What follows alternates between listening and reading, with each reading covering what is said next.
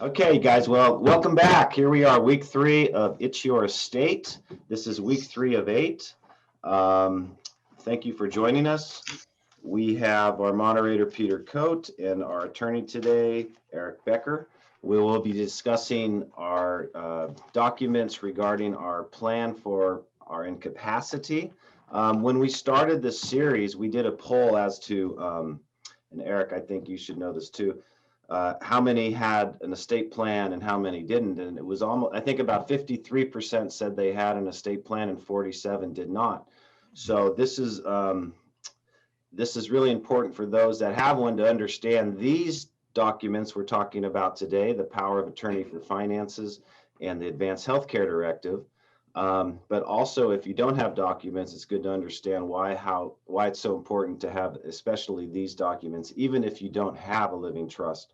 Our sponsor today, our charitable sponsor, is the Bluebell Foundation for Cats, and we have Jeff Zacharian here to represent them. I'll hand it over to Pete while I share the screen here. Go ahead, Pete. Hey, Jeff. How you doing, to see you.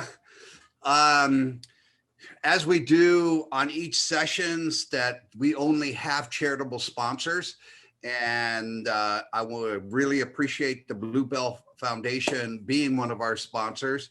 And tell us a little bit, what is the mission of Bluebell? Well, I think Bluebell fits very well with today's topic because Bluebell has been around, the origins go back to the 1960s, so we've been around over 50 years, but our founder, Bertha Jurget, started a sanctuary for cats in the 60s, but in 1989, we formally created the foundation since Bertha was in ill health but wanted to continue her work.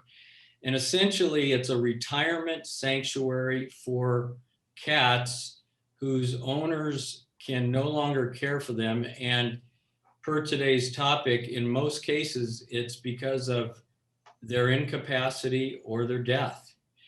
And most of the animals come to us through their estate plans, where they've offered directives as well as funding, so that they can have the peace of mind that their beloved pets will receive lifetime care as close to home-like existence as they have. And what did you mean by close to home-like conditions? Well, unlike the stereotypical animal shelter, our cats live in cage-free community environment in two homes, 2 cottages on our property in Laguna Beach. And so we work, we have furniture and screened in patios and personalized care as close to the way they received in their own homes. Wow. Can I move in? We'd love to see you, Pete.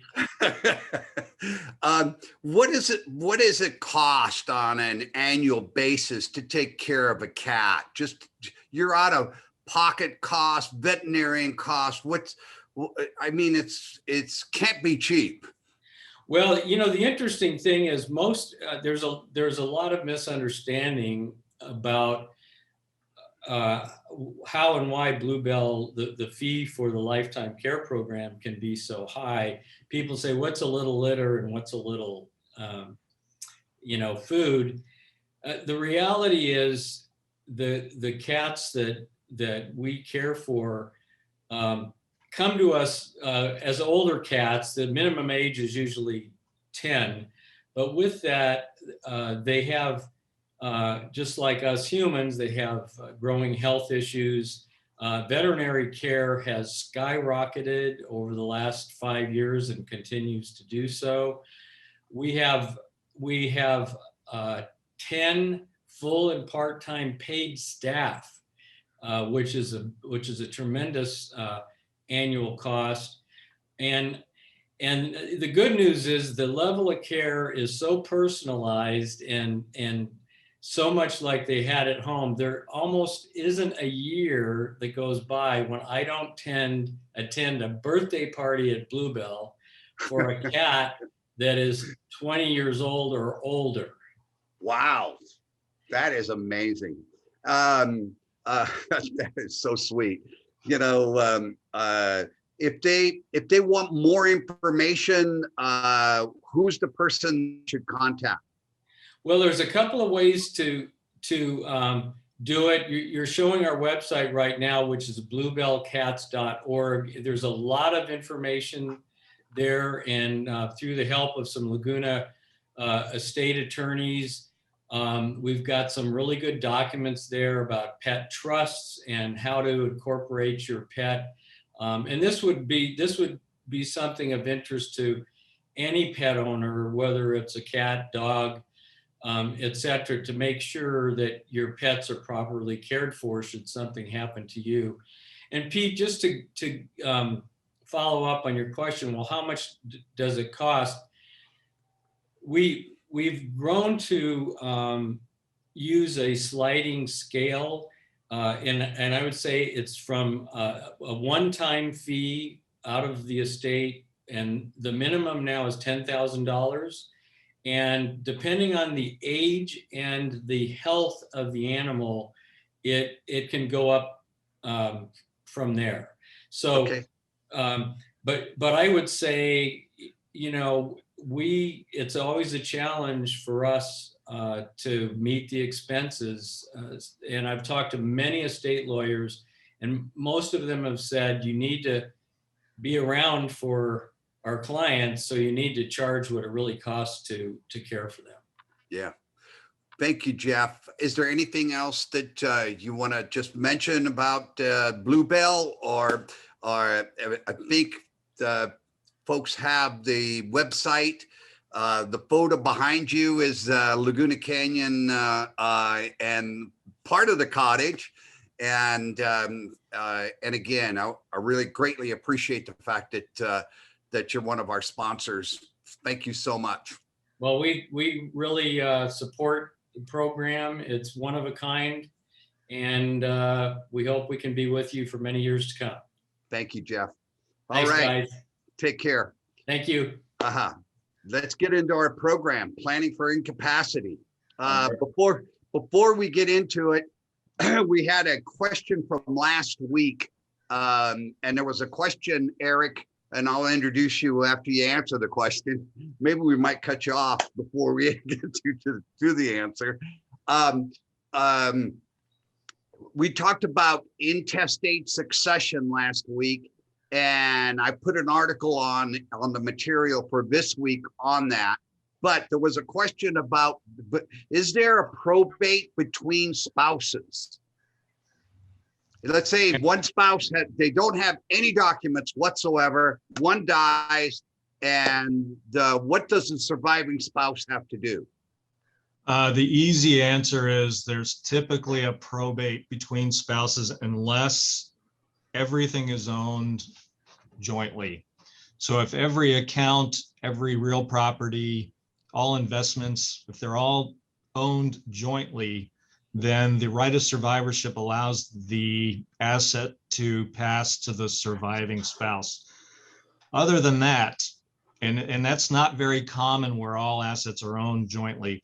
Other than that, it's a probate is required, and it gets complicated because without documents, it's impossible to know which assets were community property from the very beginning, if assets were separate property, if they were maintained as separate property.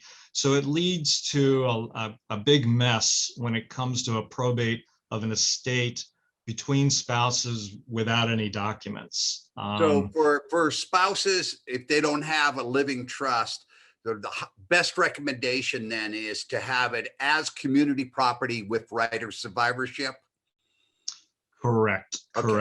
Okay. Or joint tenants. If every asset is owned jointly, then it also passes by right of Yeah, but you don't get survivorship. the full step up in basis then on the joint Correct. tenancy. So Correct. you're married, community property with right of survivorship. Okay, let's go to your Ask First form so we can introduce you. Sounds good. Trevor, are you going to do the It's honors? there. Yeah, Okay, I got there it you up go. there. All right. You got your law degree from Catholic University of America, Columbus School of Law. Okay. I'm going to go right into how many years have you been practicing as an attorney? Since 1989, so 32 years, something like that. Okay. And of those 32 years, how many years has it been that you practice in the estate planning area? Since 1996. So that's when I basically changed the focus of my practice to be a probate practice, wills, trusts, conservatorships, guardianships. And do you practice in any other area of the law besides estate planning today? I do not. Yeah. And I think that for folks, talk a little bit about that, why that particular question is so important that you see, because you're in court a lot and you go up against other attorneys who have their first case. Yeah, talk a little bit about that experience, why that is so important. Well, I can tell you that, the probate code in California is one of the most complicated probate codes in the country. It's basically as thick and has as many laws in it as the civil code, the code of civil procedure. So it's a very complicated code. It's impossible to really read the probate code and understand it. So when you're dealing with attorneys from other areas of practice, they may come into court and attempt to litigate as if this was a civil case. And though probate is a branch of the civil department of the courts, it has its own rules, it has its own procedures.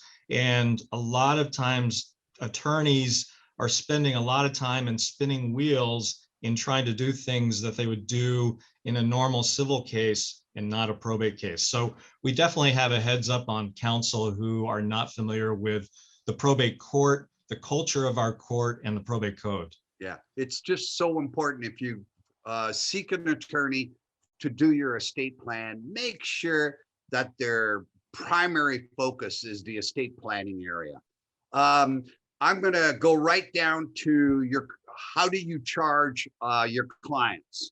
I know you want to charge them as much as you can, but no. We charge flat rate. So it really depends. If somebody's coming in for a will, we have a flat rate for that. If somebody's coming in for a complete estate plan, including a trust, a pour over will, an advanced directive, durable power of attorney, that would be $2,500 for the entire package. That's for a married couple? Yes, for a married couple. What about for a single person? $2,250 for a single person. What if somebody just wants to come in for a will, an advanced healthcare directive, and a durable power of attorney? Typically, it depends on the complexity of the estate and the value of the estate. But if somebody comes in for just a durable power of attorney, an advanced directive, and a will, typically it's approximately $1,250. Okay. And how much do you charge on an hourly basis if you have to go to court or have to do something on an hourly basis? For typical litigation, I charge by the hour at $4.25 an hour. My associate charges at $3.95 an hour. And the paralegals, depending on their experience, it's $1.95 an hour and less. Okay. And then if during the estate planning process, somebody has a question that they need to have answered, does the clock start ticking as soon as you answer the phone? No. It will consult in that flat fee for as long as it takes. Okay. Sometimes people have a lot of questions, sometimes they have no questions. But typically the flat fee includes all communications and with regard to questions and answers in the drafting process. So typically, how long does it take once they make the initial, by the way, do you charge for the initial contact? The initial consultation for a half hour is free. Sometimes it goes longer than that. Again, we don't charge for that. So really, it's the initial consultation is included in the flat fee. We don't charge for an initial consultation, whether you choose to use us as counsel or not. Super. You certify under penalty of perjury that the above is true, which is very nice. Your offices are located right in Laguna Woods, and you're not affiliated with anyone who sells annuities, mutual funds, or other products. Absolutely true. Okay. Let's get into the program. Today's program, from my point of view, is the most important program from the entire series, because planning for incapacity means that you're still alive. Somehow everything gets resolved when you're dead because your heirs want the money. And so one way or another, it gets settled. But during your lifetime, you're planning for incapacity. You need legal authority. Somebody else needs a legal authority to act on your behalf. And this was the entire incentive for me to do the entire workshop series, because in our family, we did not have any of the documents. And I have 3 sisters, and my dad was on a ventilator, and we could not, because of our disagreement in the family and no documents, he was on a ventilator for almost 6 weeks. And if you've ever talked to someone who has been on a ventilator or seen it yourself, it's the most horrific experience that you could possibly have. And that was kind of the incentive to get and promote people to get their documents completed for themselves, so they don't find themselves in the situation. So Eric, I want to thank you for putting this program together.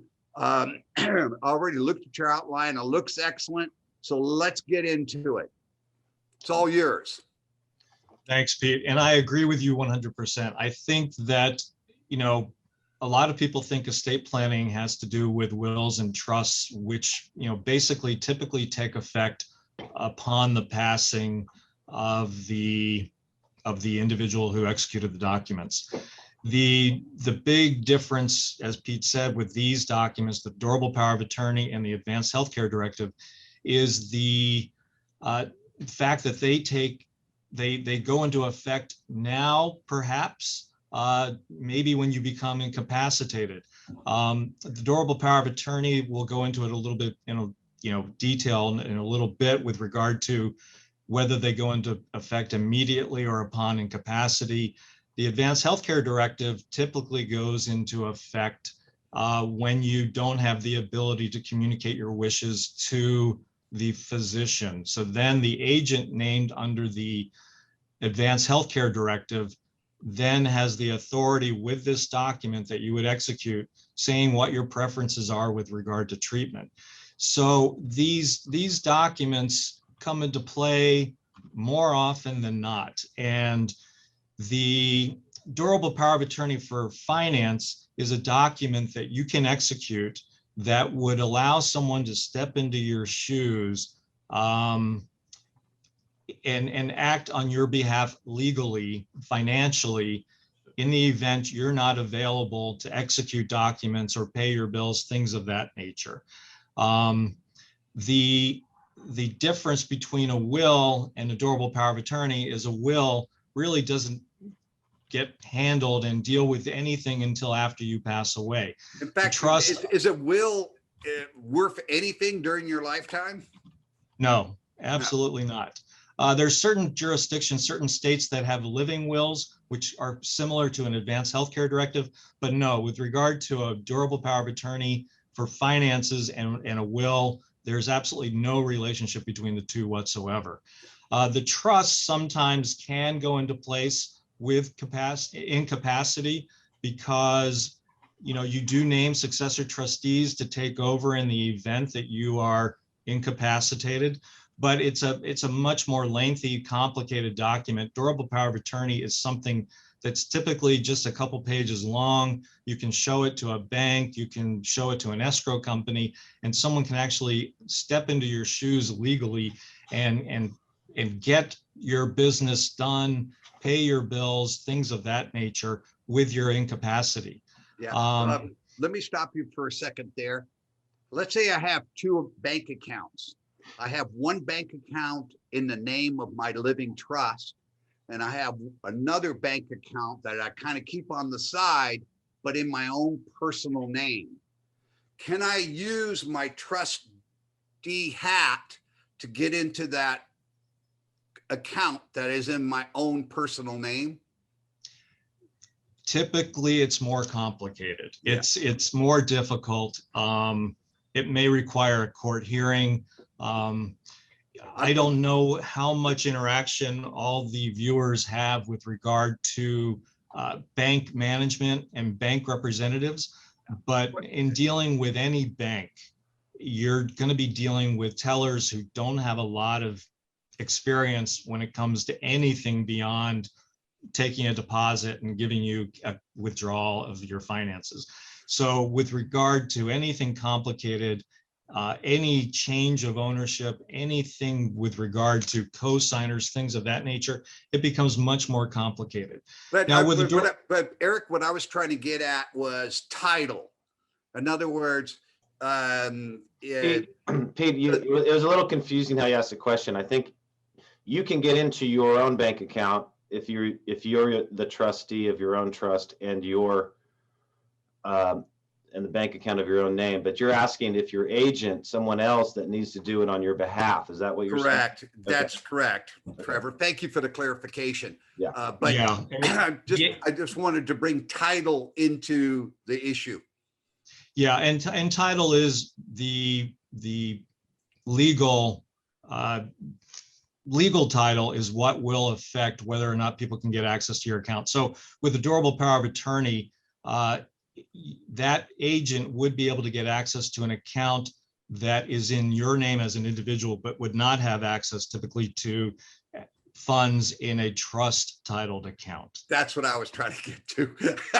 Yeah. The other it was complicating a very poor thing, question.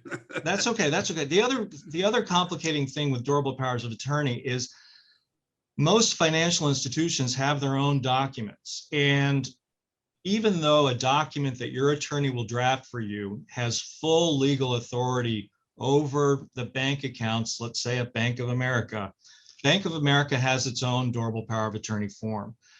Rather than bring the attorneys for Bank of America into court, I can tell you that it's a lot more simple to execute the bank documents, the bank durable powers of attorney, whether it be Schwab, Merrill Lynch, B of A, Wells Fargo, they all have their own forms.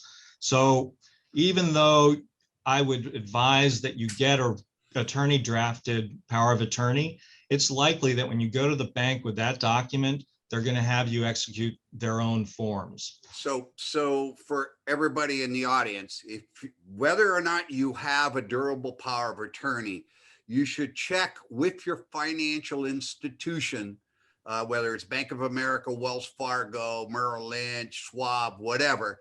Say either you present your durable power of attorney to them and say, will they accept it? That's one. Or if you don't have a durable power of attorney, ask them if they have one, and that way you can sign there and at least name another individual in the event of your incapacity that they can get into the account. Most of the financial institutions want you to sign their own. Why is that, Eric? Why do they want to? I don't know, and they have no legal authority to not accept the document. It's liability, actually, you know. And you know, it really is easier to execute their documents than to fight with them, because I think if we were to battle with their attorneys in court, they would have to take the documents that any attorney who knows what they're doing drafts for the client. But again, it's not worth fighting with them. It's not worth any of the hassles. So it's better to read their forms, execute it with them, and then you've got someone else to act and have legal authority in the event that you don't have capacity at some point in time. Yeah, one of the things that we get a lot of is that why, if we have a living trust, why do we have to have a durable power of attorney? And so talk about some of the practical things that the durable power of attorney are used for. Yeah, durable powers of attorney are typically used in more critical, time-sensitive matters. If someone has a heart attack and is in the hospital and can't pay their bills, a durable power of attorney can go into effect very quickly and be presented to the bank, and that person can start paying the bills immediately. The trust issues are more complicated when it comes to changing title and things like that. Typically, durable powers of attorney are used for what I've seen in my experience is more temporary disabilities. With the change of trustee, when it comes to that with incapacity, it's a more permanent thing more often and a more complicated thing when it comes to changing the name of the successor trustee on accounts and things of that nature. So with the durable power of attorney, the account titles never change, and the agent under the durable power of attorney for finances basically is using that authority per that document for as long as that document's in effect and for as long as the incapacity is in place. Yeah, so I use it when I'm the attorney. In fact, that's what we would be called if we were acting under this particular power, to pay insurance bills, hospital bills, to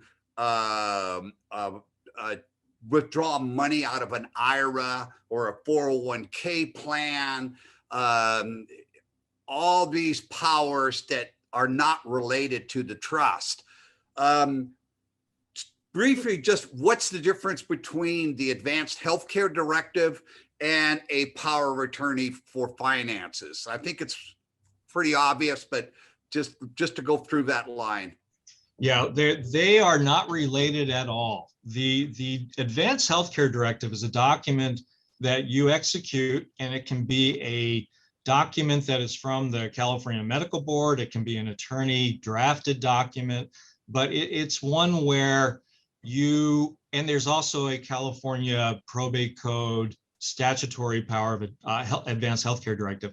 It allows you to designate an agent and maybe successor agents to carry out your wishes when it comes to your healthcare, in the event that you cannot communicate with your healthcare providers.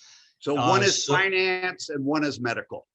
Exactly, okay. Exactly. And they can be different agents. So your agent under the Advanced Healthcare Directive can be somebody completely different than the agent under the durable power of attorney for finances. We're going to talk about that in a little bit. One of the most important things about the finances power of attorney is the durable versus non-durable. What does that mean? A non-durable, you typically execute only for like one particular transaction. So let's say, for example, you've got an escrow closing in 3 weeks and you're going to be in Europe when escrow is supposed to close. You can have a non-durable power of attorney that is for that one particular transaction. It's not good past that close of escrow. It's only for that one limited thing. A durable power of attorney is one that can take effect and be used for an unlimited period of time, assuming you don't put an expiration date on that durable power of attorney. Even if you do put it, it would be effective until that document expired too. Typically, we don't put expiration dates on durable powers of attorney because we want them to last as long as possible in the event of a continued incapacity. So a power of attorney that you pick up in a drugstore would most likely be non-durable and probably be highly suspicious by the bank as to what you're doing and don't recommend it. So, but durability means that it's good through incapacity. Is that correct? Correct. And it would be, it could be used all the way up until the date of death. Durable powers of attorney expire, as do advanced healthcare directives. They expire with the passing of the individual who executed them. Yeah. Now, most financial institutions want your durable power of attorney to be on file with that institution within a year of you drafting that document. So they don't they call it like a bread. It gets stale. It's legally, it's still bread, or legally it's still good, but financial institutions don't want to accept it. So first thing you do is, after you have your durable power of attorney drafted, which is good through incapacity, you should never have a non-durable one unless you have a specific situation. So immediately get that to your financial institution so it's on file with them. What's general versus limited mean? Limited means it's good for certain transaction only. General means you basically are allowing the agent to have all legal authority involving all of your finances in the event that it's needed, in the event of incapacity. Limited, you can specify what types of financial transactions the durable power of attorney is good for, but I can tell you that in my experience, probably 99% of the powers of attorney that our clients execute are general. Because at this point in time, when you execute it, you really don't know what transactions will be occurring in the future. So it doesn't make sense for most people to do a limited power of attorney. Yeah. The next most important factor, and this is for everyone to take a look at their durable power of attorney and look to see whether or not it's immediate or is it springing. But what does that mean, Eric? Springing means that the durable power of attorney goes into effect when you are deemed to be incapacitated. Immediate means it goes into effect as soon as you execute the document. There are, I believe, there are pros and cons to both. I believe there are more cons to the springing. A lot of people think springing makes most sense, because why would I give someone else the authority now when I have full capacity?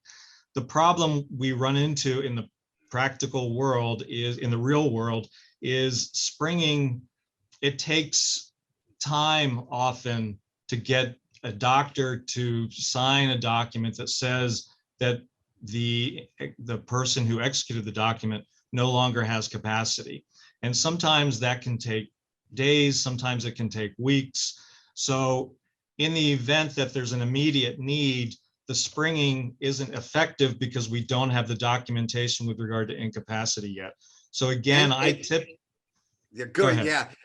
And talking about the practical, financial institutions, when you have springing, wants the medical doctor to write it in a particular way to satisfy the financial institution's liability concerns. And then you have to go back to the medical doctor and say, hey, you didn't write it correctly. And medical doctors hate writing these incapacity letters. Yeah, and so they do. And some institutions will want two doctors. It's a more tedious process than most people realize. And I think when you're executing one of these documents, when you're choosing your agent, you're choosing someone who you trust with your finances. So there really makes no sense in my mind, based on my experience and the real world, it doesn't make sense to do a springing one when you're trusting the person you're naming to basically be able to take control immediately, if necessary.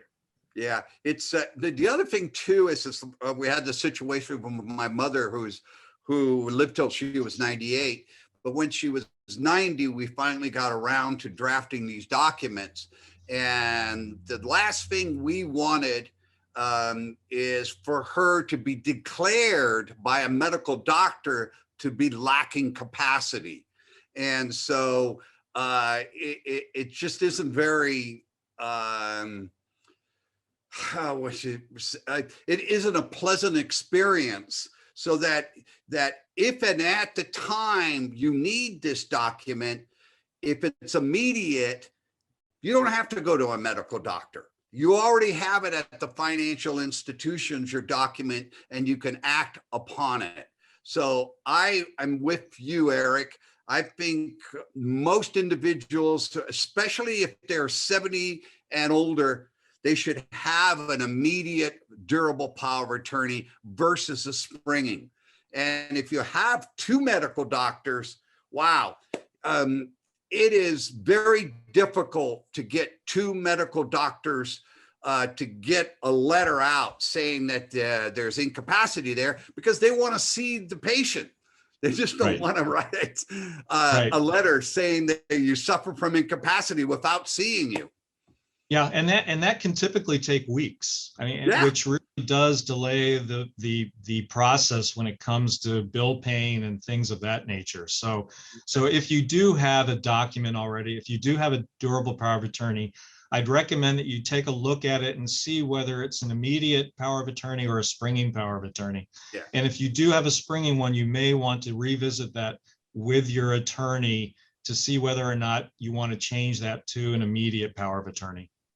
Okay, let's go through the different types: attorney drafted, statutory, pre-printed, a combination. What do you do, Eric? I do attorney drafted. I think that the document that you receive from an attorney who knows what they're doing is going to be far more comprehensive than a pre-printed one, for sure, that you would pick up from a stationery store. Please don't use pre-printed ones.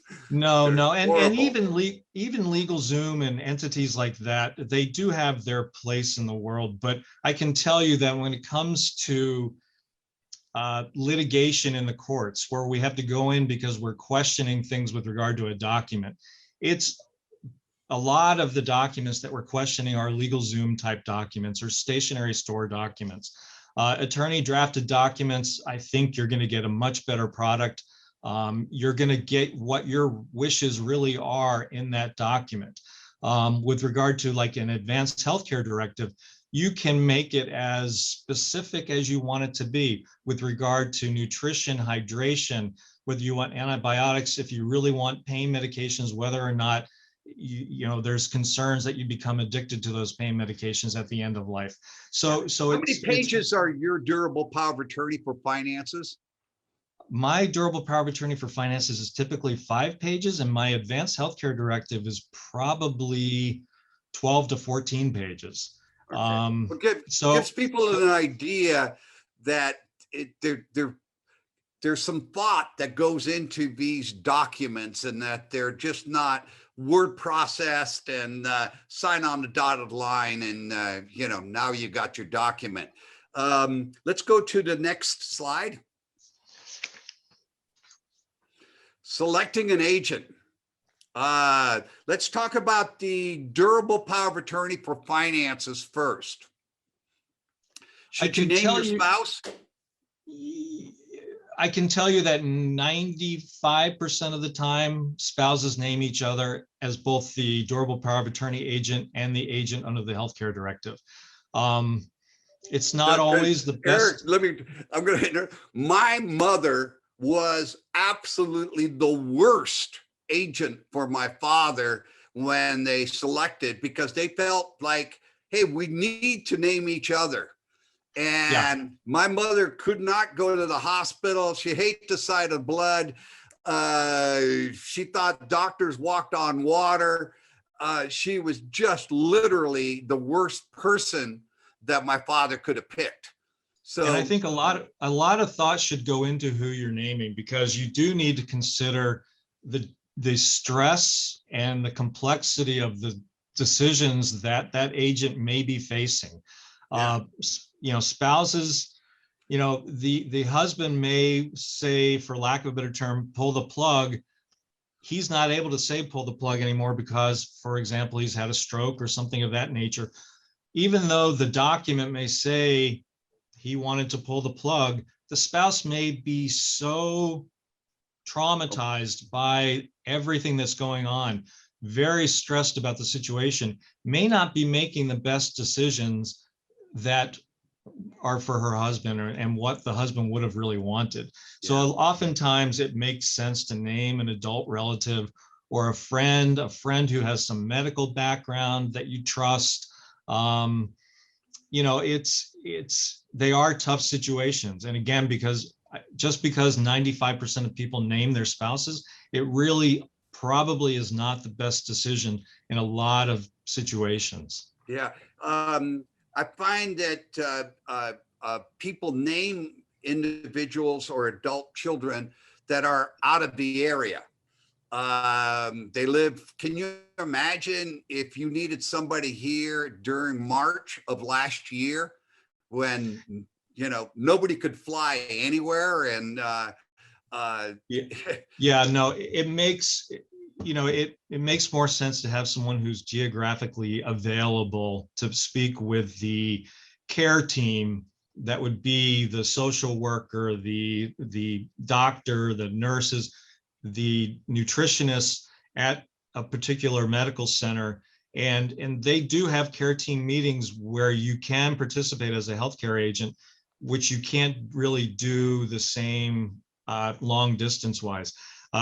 My brother had COVID. He was in the hospital in Maryland. He didn't have an advance directive. He didn't have anything. So I, from California, was dealing with the physicians, and it was a difficult task in talking to the physicians, dealing with the nursing station. It makes a lot more sense to have someone who would be available to go into a facility and deal with the difficult decisions that need to be made with regard to healthcare treatment. Yeah, and even in the durable power, you know, it's very difficult for finances to get on a Zoom call with a bank official and not be there in person to withdraw money out of a checking account to pay for whatever. You know, absolutely. It's very, very difficult. So geographic location is really important when you're selecting an agent. And when you're doing it, when you're selecting the your adult children, it's really important that the adult child can communicate well with your other children. Because all of a sudden now it's medical power or financial power.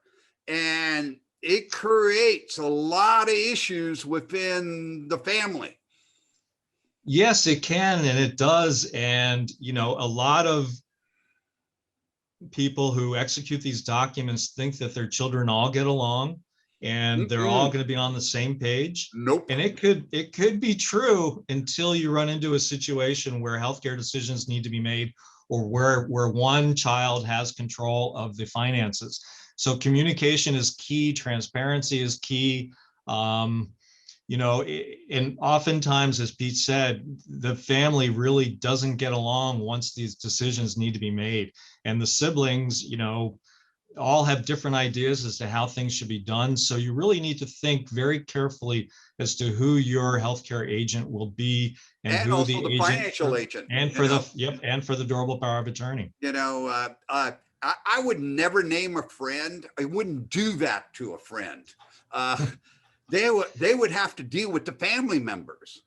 Yeah, it's a thankless job. It's a thankless job. And when you are choosing someone, oftentimes it makes a lot of sense to communicate with that individual that you are considering and see if they're interested in the position, because it takes time, it takes effort, it is emotionally draining sometimes. So really, it's something that you should communicate with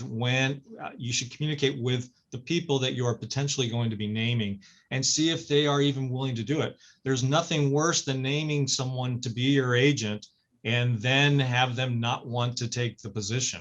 Yes. Yeah. Can I jump in real quick? Sure. in regards to, and I've seen this in practice in our fiduciary practice, but there's duties that the attorney in fact has to the principal, the person that drafted it. And one of the things is you have to, if you're in charge of their finances, you have to keep records, receipts of transactions and everything, because upon the principal's death, you could easily be asked to disclose these records to other successor and interests into the principal's estate. Isn't that true, Eric? Yeah, it's true. If somebody demands it, you have to provide an accounting, and for liability reasons, sometimes people do not want to be an agent under a durable power of attorney. But yes, documentation's key, and to the penny. Typically, you need to do an accounting. So when selecting an agent that for durable power of attorney for finances, that's definitely something you should consider. Who you choose, right? Yeah, absolutely. And again, something that you should probably communicate with the person that you're considering, and see if they are going to be willing to account for every penny, going in and coming, going out and coming in. And it is a liability position, and I know people that have turned down the position because of the potential liability, the criticism, and the stresses related there too. And is there a limit to how many agents that you can name in succession? And should you ever name co-agents?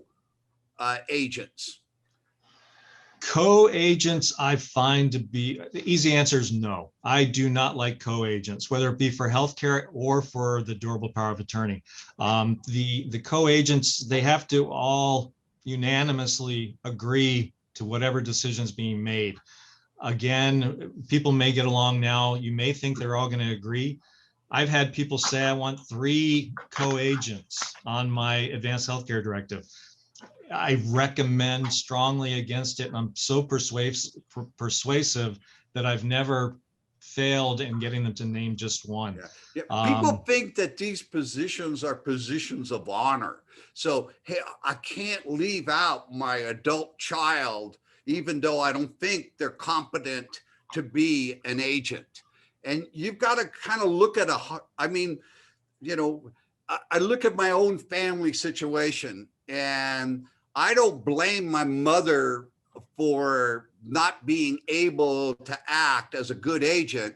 I kind of blame my father for choosing my mother to be the agent. It's, so each one of us has the personal responsibility to name someone who will act on our wishes, not on the agent's wishes.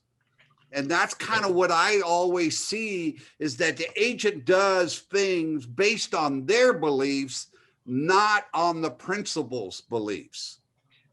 And again, I think that's extremely important. And as you said, one agent. You can name successor agents, and you can name as many successor agents as you want. What do you recommend usually for the finance? Typically, we have 1 named agent and 2 successors after that. So if it goes further than that, it's better to go in and get a new document probably and change it entirely. And would you recommend the same for the medical? Same for the medical. Yes, typically 1 healthcare agent named and 2 successors in the event that the first individual is not available for whatever reason. Okay, let's talk a little bit about a professional advisor. I've named a professional advisor for my medical and for my finance. So, Trevor, you don't know it yet, but you're named. I'm honored, Pete. Thank you. A professional advisor, professional fiduciary. What are they? Who are they? Talk a little bit about that. A professional advisor, it makes sense sometimes in individuals when they're drafting these documents to name professional advisors who would be, for an advanced healthcare directive, it could be a doctor, it could be a nurse, it could be a geriatric care manager. They usually don't want to be. Typically, I've had cases though where they actually agreed to accept the position. Okay. But typically no.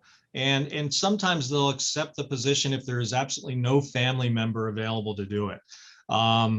With the professional advisors, it can be the fiduciaries. It can be, if you've got a family member who's also a stockbroker or somebody who deals with people's finances all the time, you may want to choose someone like that. It really just depends on the experience and the availability of someone who's willing to take these positions, which again can be liability positions rather than positions of honor. Yeah. And there's a lot of administrative work to it. The other thing too is that the agent who's going to be your finance individual, the agent who's going to be your healthcare, your trustee, and your will. So you're talking possibly minimum of 4, and then you say you got to have 3. So you're looking at 12 different individuals possibly to be in these documents. Do people have a hard time figuring out who to name? Sometimes yes, and sometimes no. I mean, I'm dealing with a case right now where various family members are in different positions, and the various children of the individuals who executed the document are hardly even speaking with each other. Wow. It's creating real problems right now with regard to transparency, accountability, and oftentimes the positions do overlap. So a lot of people will name a trustee, a successor trustee, and that person will also be the named executor of the will, and perhaps the individual under the durable power of attorney, the agent under the DPA, may not be the person who has the powers under the Advanced Healthcare Directive, though. Yeah. So typically it's not 12 individuals. There is some overlap, but there are different people in the different positions oftentimes. Yeah. And to make sure, but the reason why I brought it up is that you want to make sure that they all get along and can communicate with one another. If you name different individuals, as a professional advisor, I will not just be in one position. It just it creates arguments. It's like let's go to the store and you have 4 hands on the wheel. We can both take different routes to get to the store. Neither one of us are wrong, but if one person insists to do it their way, you're kind of stuck. And so we kind of stay away from working with different family members if we're just the agent for the durable power or just the agent for the healthcare. We like to be all 4, and that way we manage the entire person's health and estate together. Successor agents, we talked about that. Execution, talk a little bit of what you mean there. Well, the most important thing about execution is make sure that you execute these documents when you have full capacity. Too often we find that people call our office and one spouse may be experiencing some dementia. It may be now moderate dementia. Once someone has questionable capacity, executing the documents becomes difficult. So make sure that if you're considering getting these documents executed, that you do it while you have full capacity, which is right now, and make changes now if necessary. Do it while you have full capacity, because we have a lot of litigation in these document cases related to questionable capacity. So execution is important. Fully witnessed signature, great signature, dated, hopefully in the presence of a paralegal. And I think that, then you know that the document that you executed will be carried out, hopefully. What happens a lot of times is that one of the children are living with mom or dad, taking care of them, and then they maybe go on vacation or Then the other child comes in and takes parent to another legal counsel, signs new documents, and all of a sudden you find that the person has 2 or 3 documents and all claiming that mom had incapacity at the time that they signed it. Yeah. Perfect example is I had one particular case in which I was appointed by the court, but there were 2 sons who had very different views with regard to end of life for their mother. And one child was in his 50s, still living with mom, maybe in his 60s even, and was basically, they had an almost codependent relationship. Another son who was much more quote unquote normal, had his own individual life, but also loved his mother greatly. He was involved in his mom's estate plan documents and did take her to an attorney. She signed documents saying, you know, again, for lack of a better term, pull the plug in the event that she's diagnosed with a terminal condition with no likelihood of recovery. And the son who was living with mom found out about that document, took her to another attorney, had complete opposite document executed. And this went back and forth a few times. When we ended up in court, the court said, we have no idea what her true intent was, what her true wishes were. So by default, we're throwing out all of her documents, and therefore the doctors need to do everything within their power to keep her alive. Yeah. And so it really does become an important issue. Very important. Could you, Trevor, can you put up the resource page? This is on the materials page, and one of the documents, which is not legal, by the way, but talks about how you feel, is the Your Way booklet. And it's similar to the 5 wishes below, but it's more of a check-a-box type of a booklet. It's easier to review and complete. Whoever your agent is going to be, sit down with them for an hour, hour and a half, have a glass of wine. This is not a legal document, but how do you feel about end of life? What do you want the medical professionals to do everything in their power to keep you alive? Or do you want to say, no, I want to have the right to die? End of life is a serious topic, and you need to spend some time on it. This is one of the areas where I get to know who I'm going to be the agent for, what they want. And the thing of it is that sometimes, well, many a times, as you get older, you change your mind. And if you need to update these documents accordingly, and your agent needs to understand how you feel at the present time and allow yourself to change your mind. They're enormously important documents. The 5 wishes is excellent as well. Preparing for death is a good one. If you want to read an entire book on it, Stanley Terman is excellent. There's a California Coalition for Compassionate Care. There's a document called the PULSE, Physician Orders for Life-Sustaining Treatment. We're not going to go into that today, but it's a document for individuals that basically are in the last year of life, and they want to have their medical person to be involved. So again, it's not for somebody who's healthy and is getting along. The PULSE is something for end of life issues. The National Hospice and Palliative Organizations. Hospice is a program that's paid for by Medicare. And it basically says, based on a physician's opinion, that you have 50% chance or greater that you will die within 6 months.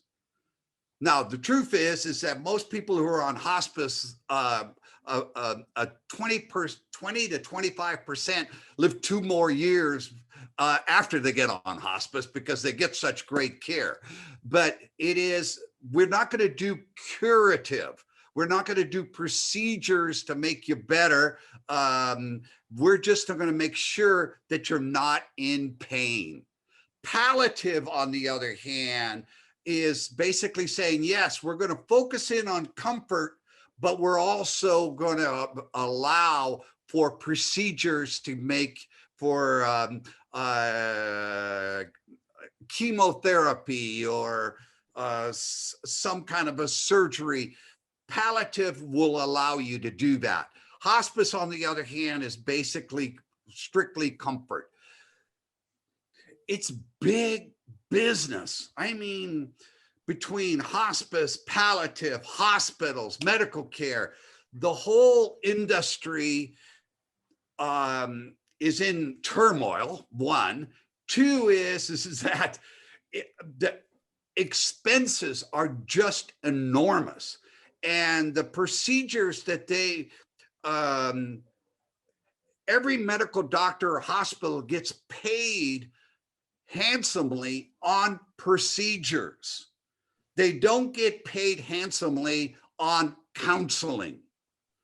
Okay, so you need to understand that procedures are what's going to be recommended, and they don't talk about quality of life 2 years from the procedure. They talk whether or not the procedure was successful 20 days after they do the procedure.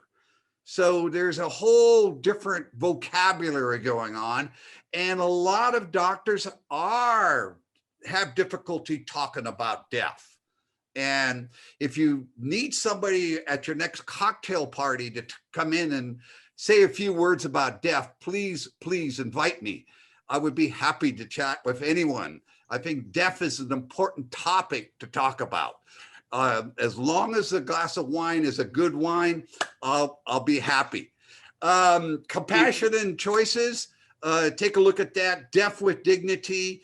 The Advanced Healthcare Directive Kit is, if you don't want to see an attorney, I would recommend that Advanced Healthcare. Hemlock Society, a trove of information as to the right to die. Final Exit Network, same thing. And then there's one other one that's down below. One of my clients has covered the doomsday pills, and he says if I don't take them, make sure that they get destroyed.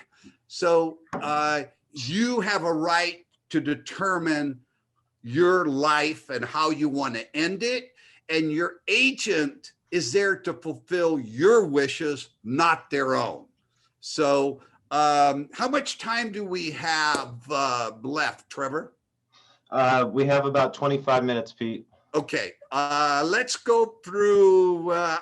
You're going through this. I was just trying to get back on the we are on this page. So if you want to go into more specifically what goes into drafting and creating a healthcare directive. Let's do that. The purpose is medical. Considerations. Eric, you want to talk about some of the considerations?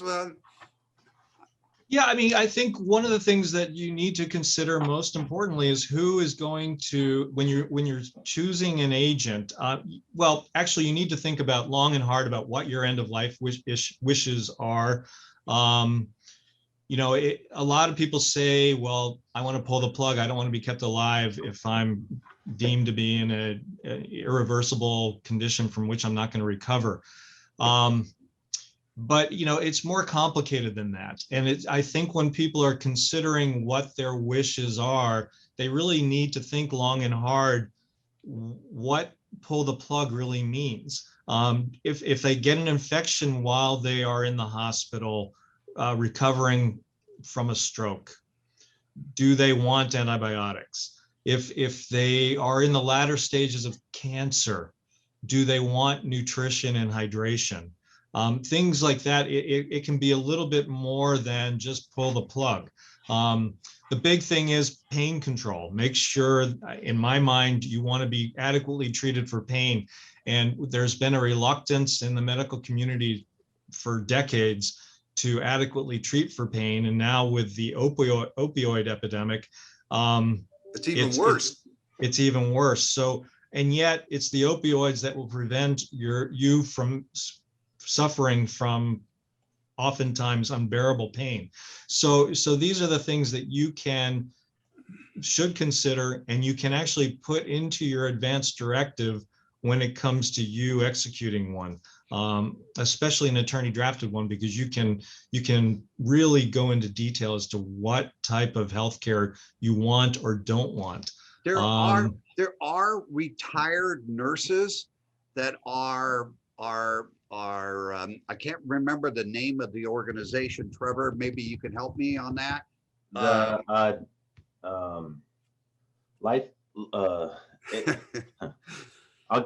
remember. Okay, but it's very difficult to understand medical jargon or what your alternatives are. So a lot of times when we are the healthcare agent for an individual, we'll hire a care agent, a registered nurse that's independent, just to help us advise as to what will likely happen, to interpret a doctor's orders, or to recommend a future course of action based on your wishes. So death only happens once. So you want to make it a good death. And Eric is absolutely right. The medical field today they are reluctant to give opiates, morphine, because it may hasten death. And there is no reason why anyone should suffer or have pain today. The medical that they have, it may hasten your death, but you should not ever be in any kind of a pain. I concur 100%. And, it's in my mind, and probably in most of your minds, it's ridiculous to think that a doctor would consider potential addiction to an opioid when you're dealing with end-of-life issues. Yeah, but these individuals, medical and nurses, how old are they? Typically extremely young. Exactly. They have no clue about aging. Yeah, no. And it's something that they really don't learn in medical school. No. At least they don't learn it enough, if it is even subject that's taught. I looked at it about 5 or 6 years ago, and there were 2 medical schools that had 1 semester on death. Unbelievable. Now, yeah. You want them to learn how to keep you alive. I think that's really important. But at a certain stage, I don't know of anyone who's not going to die. So, we're all going to go through it, and we need to talk about it. We need to get more comfort. But money and death are the 2 taboo topics that you don't see here and discussed. And I used to think it was the parents, but I've changed my mind 110% on that one.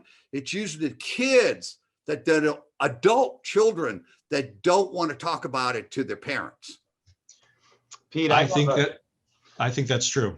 I have a question, and this is important, I think, for people to know.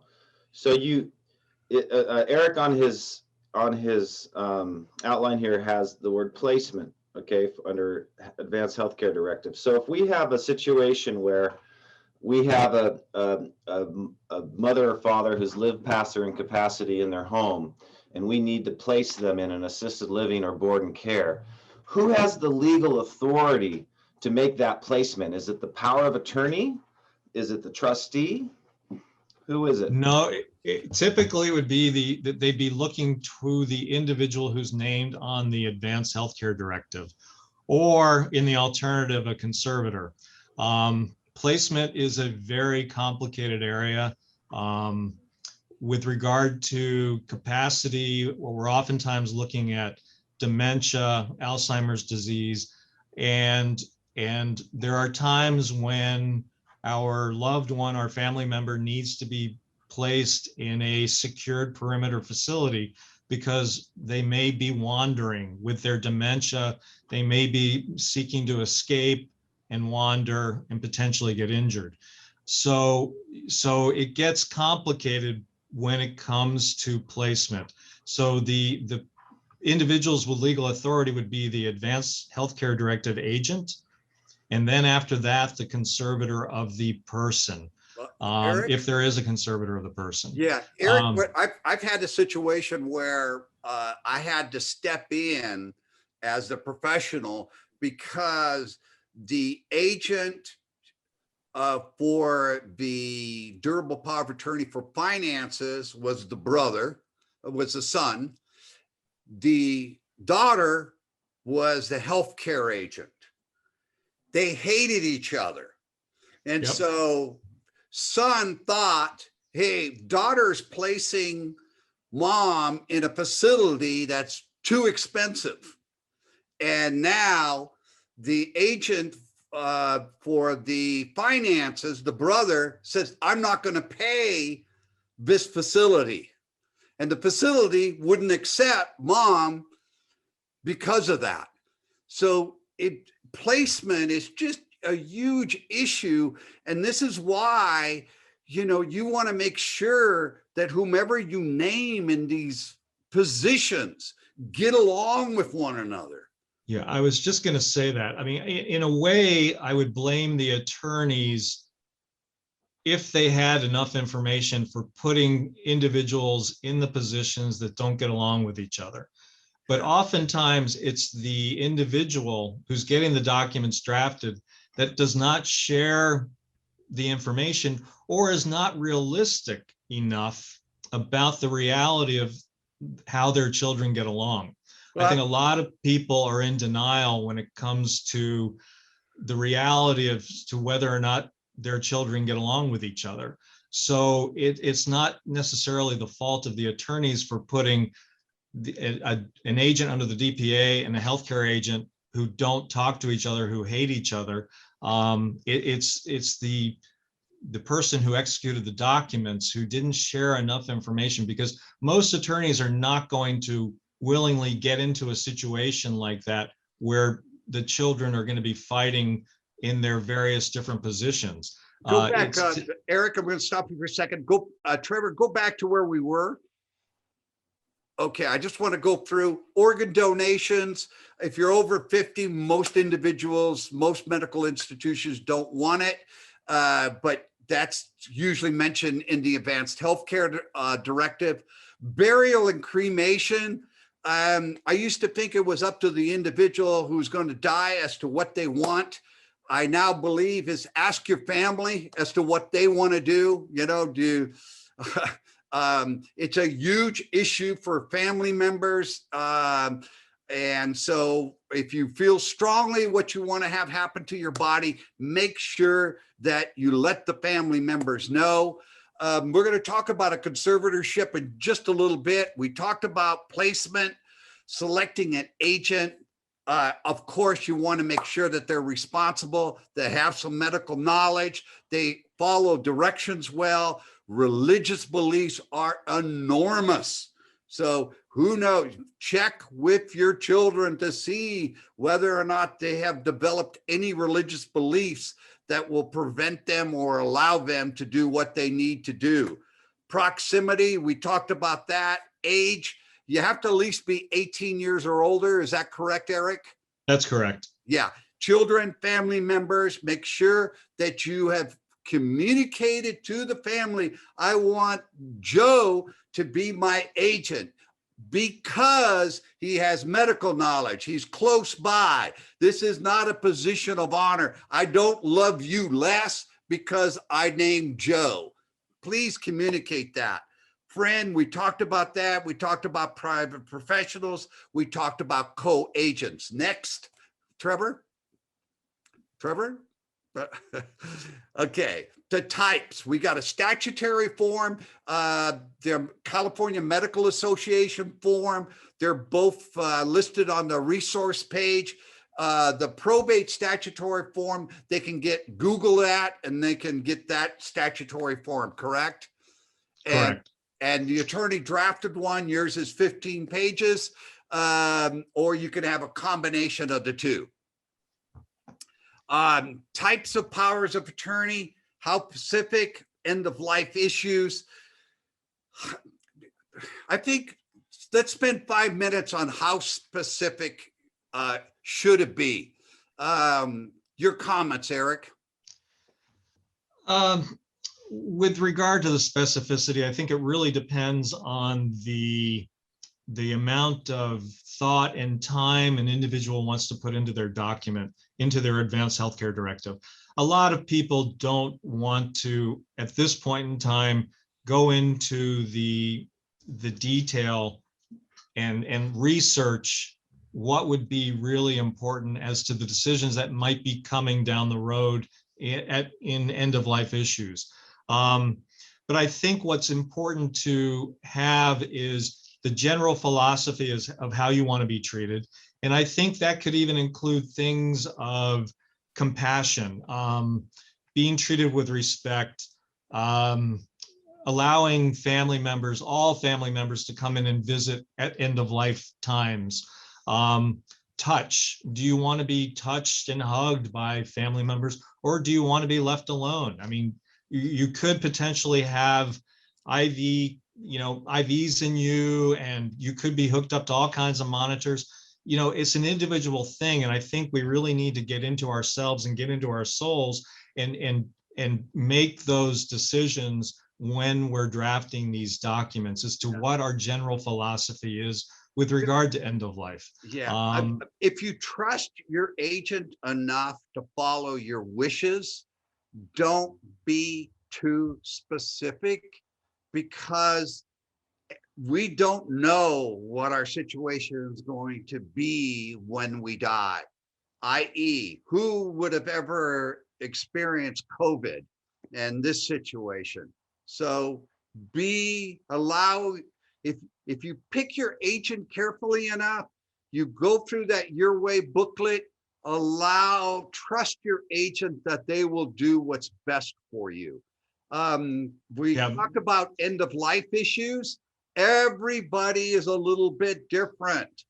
And just because you put a check mark on that form saying that I don't want any extraordinary means to keep me alive, it doesn't mean a lot. What does extraordinary mean? So, it's go into more detail. One thing I want to say right here too, though, is when you do execute these documents, these are living documents. They can be changed at any time. And Pete talked about it a little bit before, but I wouldn't hesitate to sign a document because you don't know what the future holds. I think I would rather recommend that you execute documents now. And when things change in the future, as you age, as you are diagnosed with medical conditions, you can revisit your opinions that you put in writing now today and change them. So as long as you have capacity, you can change these documents at any time. Yeah. We talked about POLTS, and there's a whole research that you can find more information on POLTS. Talk to your agent. It's unbelievable, but I've been named in documents that I have never even met the individual. So it happens a lot. They're in the attorney's office, and the attorney says, can you give me some names that I can put in the document, because we can't complete the document until I have some names. And they'll put people in there, and they never talk to them. So I know it sounds silly, but talk to your agents. Let them know what you want. What is HIPAA? HIPAA are the Health Information Privacy Laws, and it's spelled wrong here. It should be HIPAA, but it's the federal laws, statutes that require privacy for medical records. And it's listed here because when you execute documents with me, I actually have you execute a HIPAA release as well, because doctors oftentimes are reluctant to share information or share records or even communicate with individuals because of the health information privacy laws. Yeah. And so I have my client execute a waiver of HIPAA, which allows typically a healthcare agent, an agent under the DPA, and a trustee to speak with healthcare professionals. You need these documents. We're living in Orange County where we have 3 million plus people, very sophisticated. If you don't have these documents in order, there's going to be issues. Next page. Authority of the agent. Medical decisions. When does that authority take place? With incapacity. So if again, using the example of someone has a stroke, if they have lost the ability to communicate, if they have lost the ability, if someone's in a coma, then the agent is able to start making medical decisions because the individual who executed the document is no longer available to make those decisions. Communication is the key on the medical. Same thing on the personal care, end of life, same issue. Disposition of remains. Hopefully, it's one of the few powers that continue after a death. The agent for your healthcare can determine how and where you are buried. Correct. Signing the document, witness or notarized. In my mind, in my experience, it's best to have them notarized. There are documents that can just be witnessed. Specifically when it comes to the skilled nursing facility, if you are a resident in a skilled nursing facility, when you are executing these documents, they need to be witnessed by the ombudsman at the particular facility. So it adds a complicating factor because you need to schedule the ombudsman to be there when you're meeting with your attorney in the facility to execute the documents. Or whether you're, yes, go ahead, Pete. Yeah, the California Medical Association form, just they give you an alternative, 2 witnesses or notarization.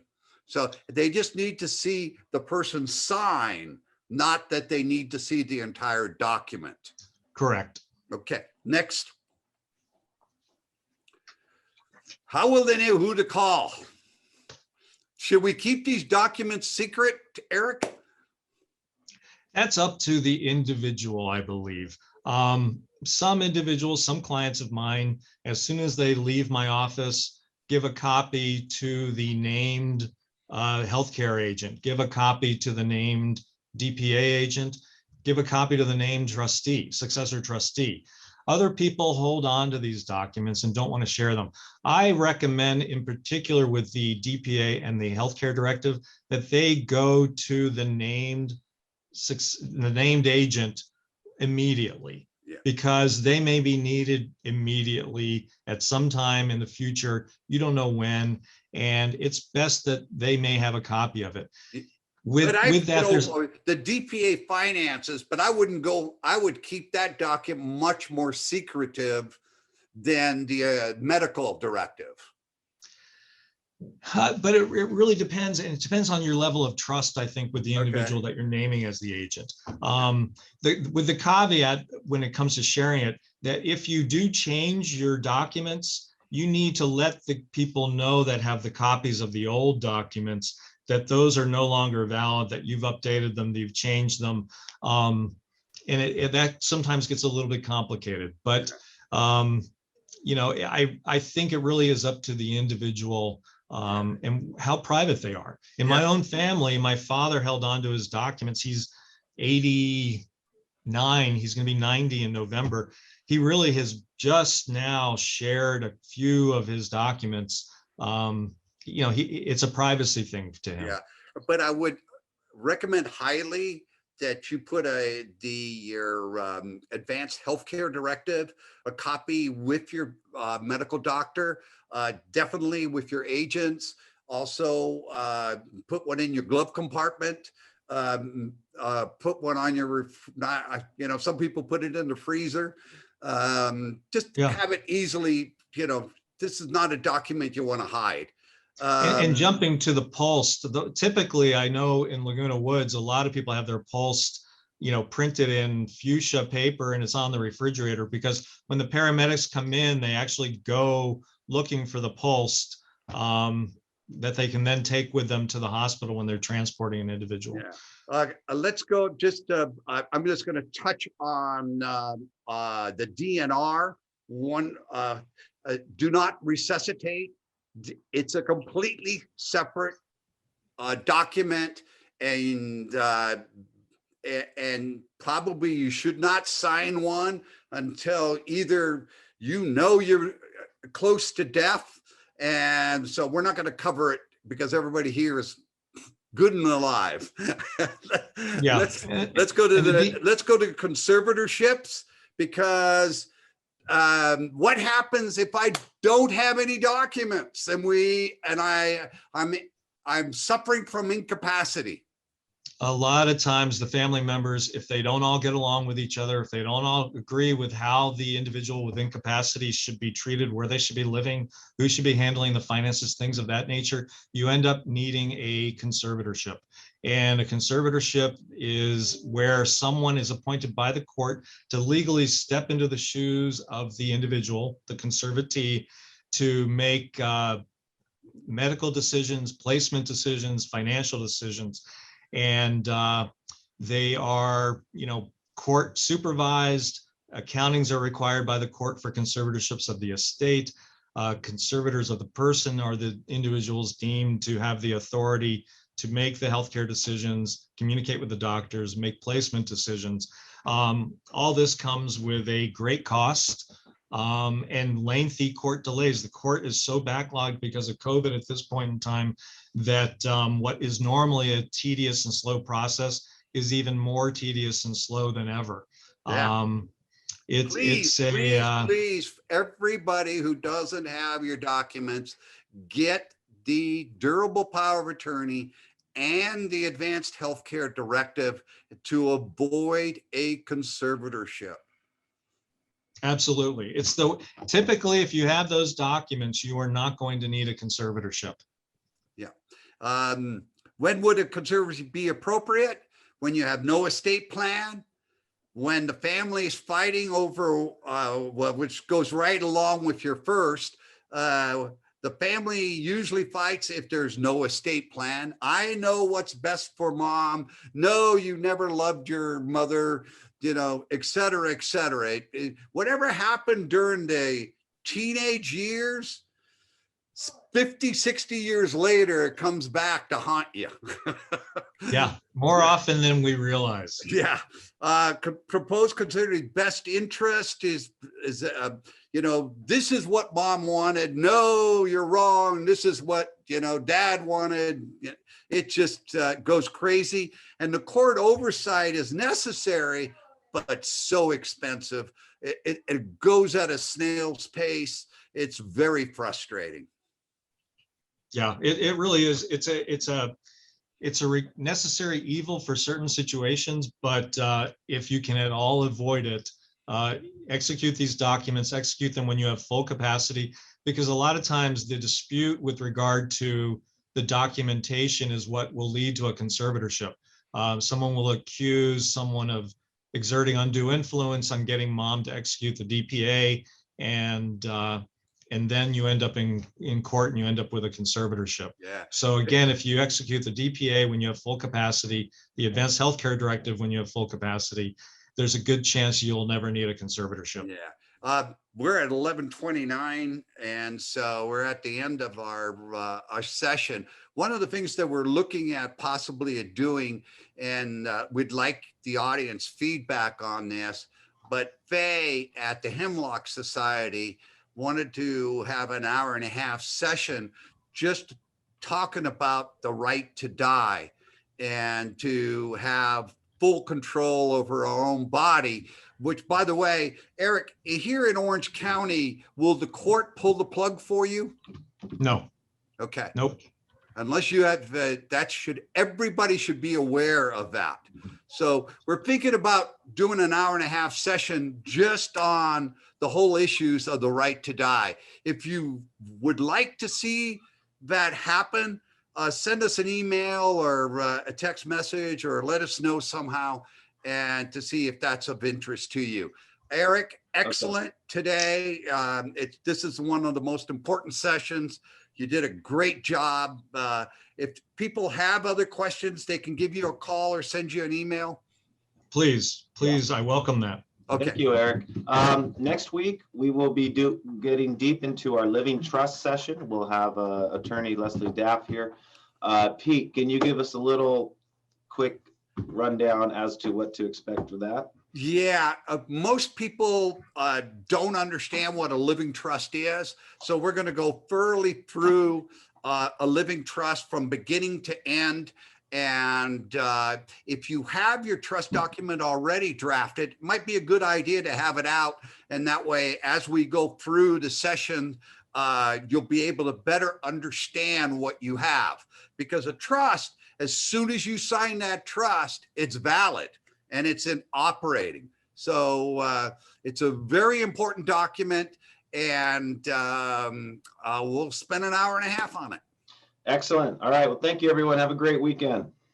Thank you, Trevor. Thank you, Pete. And thank you, viewers. Bye-bye.